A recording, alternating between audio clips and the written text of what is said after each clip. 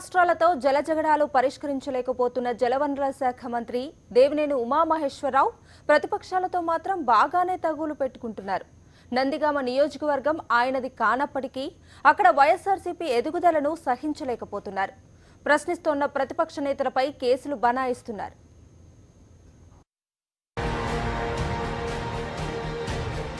మంత్రి దేవినేని ఉమా రాజకీయ కక్ష సాధింపులు. వైఎస్ఆర్ కాంగ్రెస్ పార్టీ నాయకులపై కేసులు. సంబంధం లేని కేసుల్లో వైఎస్ఆర్సీపీ నేతలను ఇరికిస్తున్న టీడీపీ నేతలు. ప్రజా సమస్యలపై నిలదీస్తే కేసులు పెడతారా అని ప్రశ్నిస్తున్న వైఎస్ఆర్సీపీ. ప్రజాదరణ చూసి మంత్రి ఓర్వలేకపోతున్నారంటున్న వైఎస్ఆర్సీపీ. నందిగామ నియోజకవర్గంలో వైఎస్ఆర్సీపీ నాయకుల పర్యటన విజయవంతం కావడం మంత్రి దేవినేని ఉమాకు ఇబ్బంది తెచ్చిపెడుతోంది.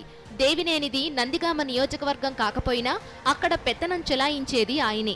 వైఎస్ఆర్సీపీని నేరుగా ఎదుర్కోలేక ఆయన కొత్త వ్యూహాలు అమలు చేస్తున్నట్టున్నారు.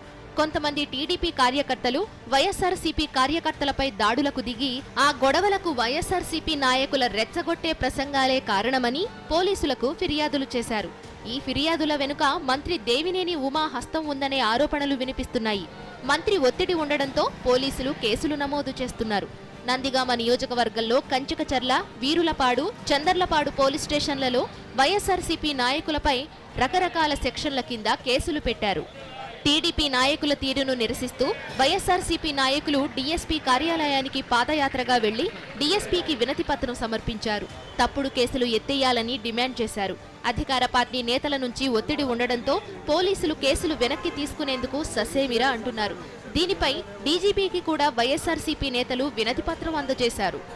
ప్రజాస్వామ్యంలో ప్రశ్నిస్తే కేసులు పెట్టే సంస్కృతి మంచిది కాదని మంత్రి ఉమా తీరు మార్చుకోవాలని వైఎస్ఆర్సీపీ నాయకులు డిమాండ్ చేస్తున్నారు. అరెస్టులు, అక్రమ కేసుల ద్వారా పోరాటాన్ని ఆపలేరని నాయకులు హెచ్చరిస్తున్నారు. Swami Naidu, senior correspondent, Vijayawada.